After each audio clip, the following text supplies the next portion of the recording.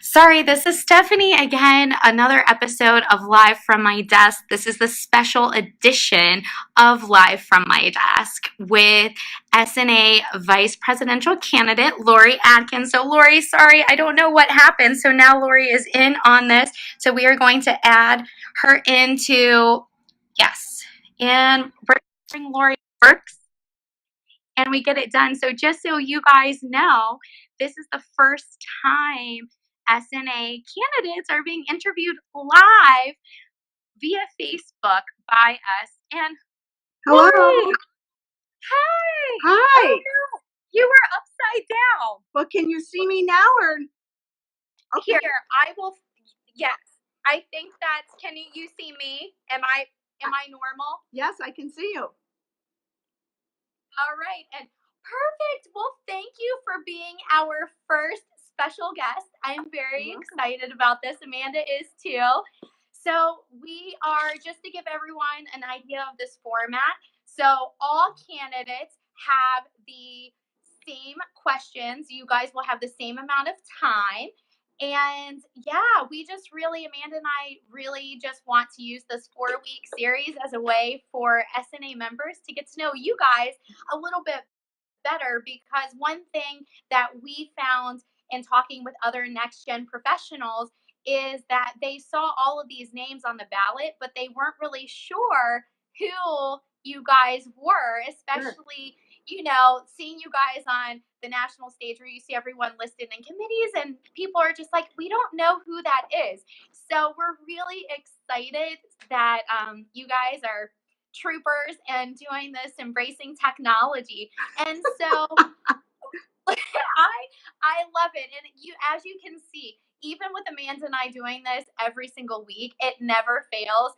That's why I tell Amanda I get anxiety when I have to start the Facebook lives first. I like her to start it because it never fails. I mess it up all the time. So it's fine. I'm glad you're on. So me too. Lori, thank you for having me. I'm so excited. I am yeah. This is my first Facebook Lori, why Live. don't you take a few minutes? I'm excited. I didn't ask all of the candidates, but I wonder if there are any Facebook Live veterans that are being interviewed. So I'm glad that you jumped on and you're a trooper. And so, Lori, why don't you take like 2 minutes or so and tell us a little bit about yourself so that way people can know a little bit more about you and what you do in the world of school nutrition. Absolutely.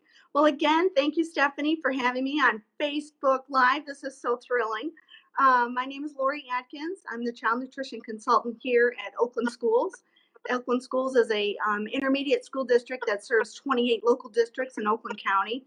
And we're the second largest county in Michigan. And I've been in the field of child nutrition now for over 30 years. My first 25 years I spent as a school food service director in 3 different districts. And for the past 8 years, I've been a consultant here at Oakland Schools. So my job here is to provide compliance support, training, workshops. I do some purchasing work also. I help with contracts, anything related to child nutrition and food service, I do, and do support for the county and my colleagues here at Oakland Schools. Wow. All right. Like, see, I learned something new about you as well. So this is fantastic. Great. So we're just gonna dive right in. So, Lori, how would you say your experience and your skills have prepared you for the vice presidential position? With 33 years of experience, 20 years of those have been spent volunteering. I've been volunteering for the past 20 years at both the state, national, and local level for school nutrition. So I first started as the president of our Oakland County School Nutrition Association group in 1997. Then I went in to volunteer at the state level with SNAM. Back then it was MSFSA, Michigan School Food Service. So now we're School Nutrition Association of Michigan, where I served as vice president, president-elect, president. I also chaired the statewide training task force. I was the chair of the legislative committee. I chaired the industry committee. So I had a great depth of experience at the state level volunteering. I loved every minute of it. Then in 2010, I got onto the national stage. I started volunteering on some committees, the Bylaws and Resolutions Committee. I spent 3 years on PPNL, Public Policy and Legislative Committee, which I loved. And then I ran for at-large director 3 years ago. And that was a new position with the board regovernance restructuring. So I've been the at-large director now for 2.5 years, nearing the end of my term. And so now I'm hopefully ready to move on for more leadership experience on the board. Wow. Oh my goodness.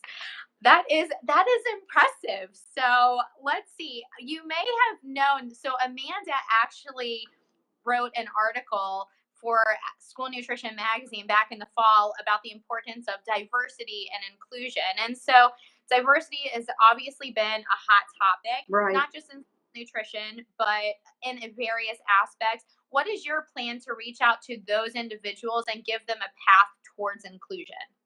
Well, I will tell you, Amanda, a top priority for me as vice president would be leading initiatives that focus on diversity and inclusion. And I'll give you some of my thoughts on that, how I would do that. First of all, I think we need to continue the conversation on diversity and inclusion. What does it mean? And the more we talk about it, I think the more, and what it looks like both inside and outside the organization, I think the more our members will be comfortable with. I think SNA's done a great job reaching out and doing articles on diverse membership. For our current members in the School Nutrition Magazine.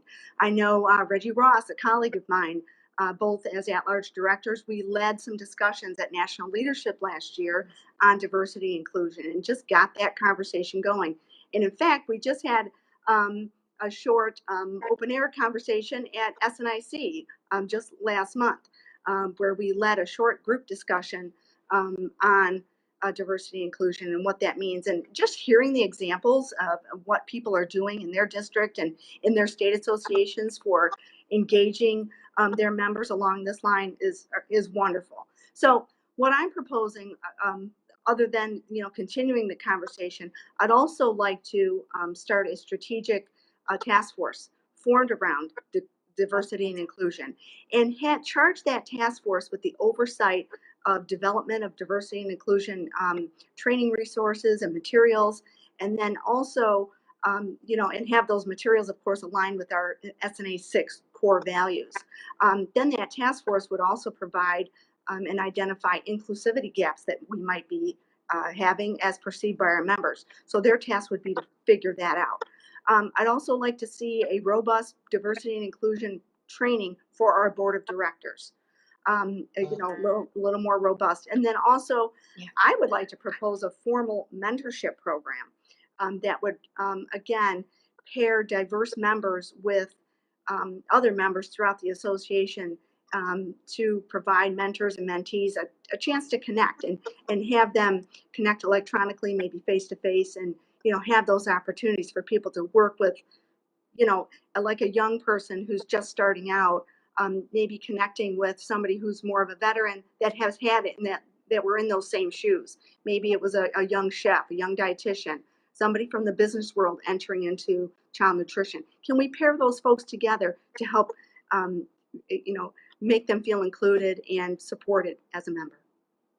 That's fantastic. And I mean, some people may not realize this, but Amanda and I actually met by serving on a task force with SNA for the original Young Professionals, now rebranded Next Gen Professional Task Force. And so they're so important and vital. So thank you for that. Absolutely. And what impact would you hope to have on SNA, and what would you like to be known for as vice president of SNA? Well, I'll tell you, a good friend of mine shared a mantra with me, and it really resonated with me when I was pondering this question. And she always said, and this is great: aspire to inspire before you expire. So what that means to me is, before I leave this planet, I hope to inspire others to think differently, to act differently, and to help make a difference for other people. So truly, simply, I'd like to help inspire people through my leadership. I hope I can inspire SNA members to follow their dreams, to think are not attainable. Um, and I think this really all ties back into inclusivity. I want members to feel like they can and that they are welcome to contribute their talents and expertise to SNA, and to their local chapter, state association, etc. Wow, I love it. I think that's always your impact is always like so important. So that's one reason why Mans and I really wanted to ask that Oh, question. thank you. It's a thoughtful question. I appreciate it. And so, in your extensive background, what has been the biggest professional challenge you have faced, and how did you overcome that challenge? Well, again, pondering this question, I kept coming back to change. I think change has always been the most difficult thing to navigate throughout my career. And like I said, I've had over 30 years experience in the field. So it seemed like almost every year there's something that's changing, either internally, internal changes like implementing a new POS system or a new menu management system, um, or getting a new kitchen, designing a new kitchen, buying new equipment, and getting people trained on those things. So that type of internal change, and then the external change with policies, procedures, maybe something with the local health department, or things with policies, regulations with USDA, those kinds of things. So all those changes, as a director, you have to lead those changes, get people's buy-in, and get them to implement that. So I think that overarchingly is always tough. But on a personal note, I think one of the most biggest challenges was in 2007 for me.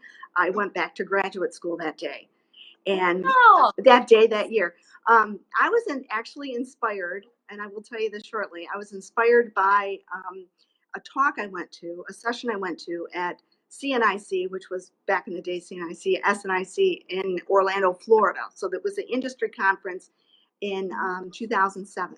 So I hear the speaker about talking about how to shine your star so other people can see it and how you can impact other people's lives, and it really got me thinking.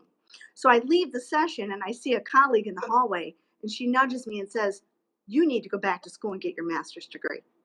Like, whoa, I've got two people telling me that I need to go back to school. And in my back of my head, I'm thinking, I don't have time for school. I'm working full time. I've got two kids, a family. I'm too busy. But I listened. I went back to school. I love my time at Eastern Michigan University. I got my bachelor's degree there too. And I spent 3 years there. It just took a tremendous amount of discipline and focus. But I got through in 3 years, and I love my time there. And when I was done, after I graduated, I did work there for 3 semesters as an adjunct professor. So I got to, teach my craft, and wonderful support I had from my family, especially my husband and my kids, because without them, I couldn't have done it to balance all that. But it was a challenge that I embraced, and never regretted a minute. wow. As someone who's finishing up their MBA, you are a rock star. I don't have many kids, so just work and school together is enough for me. So I can't imagine that. And as you know, Mant and I are all about advocating for young professionals and next gen professionals and school nutrition. So if you could give advice to your younger self, what would it be? Well, first of all, I would encourage my younger self. I would say, hey, you got this, girl. Don't sweat the small stuff. Slow and steady wins the race. Those kinds of things. I take it a day at a time. I'd also tell myself to take advantage of opportunity. So when a door opens, go through it with enthusiasm. Um, and I'd also tell myself to be careful, and watch my step, because the road to success is paved by others, not yourself. So all these opportunities have come my way, have been things that have been brought to me by people that I admire and that have been mentoring me and have believed in me and gave me a chance to do these things. Um, so I've had a lot of people in my life, in my career, that have done that for me. So Yeah. I would say I'm very grateful for those individuals, and don't say no to an opportunity. That is fantastic advice. Yeah, I love it. yeah, thank And you. to wrap up, so one final question. What do you want people to remember about you when they go to cast their votes in just 2 weeks, a few weeks? It's SNA elections that kick off in February. What would you want them to remember about you? So when they see your name on the ballot, they immediately think of this. Well, first and foremost, I would just want members to vote. I want members to remember that on February 15th, they're going to receive an email. And the email is going to come from ESC, which is a Electronic Services Corporation. It's a third party who's going to be managing our election this year. So look for that email on the 15th, open it up, register yourself. You're going to do a little register yourself to vote. There's going to be a little link there to do that. And once you vote, you'll get an email back. It'll be a thank you email.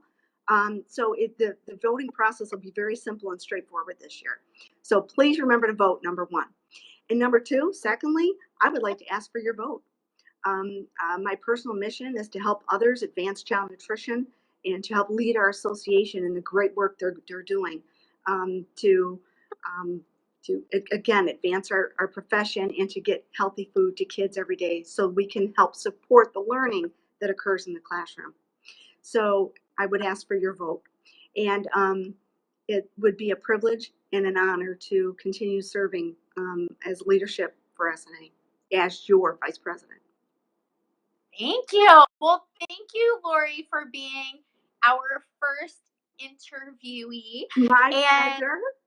Yes, and so there have been a few comments. So this is what I said. Somehow we're still showing up sideways. So I will fix that and repost a video so people are not like this on their phones. But I do appreciate everyone for viewing sideways.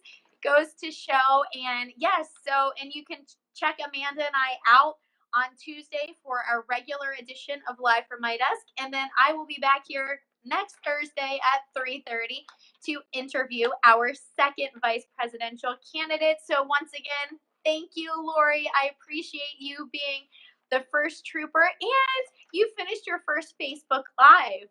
I'm so excited. Good, right? I'm so excited. Yes. Well, thank you, viewing audience, for watching. I appreciate that, and thank you for your support and for your votes. Thanks, you guys. All right. Perfect. Have a great rest of your day, and we will see you back here next week. Bye. Excellent. Bye. See ya.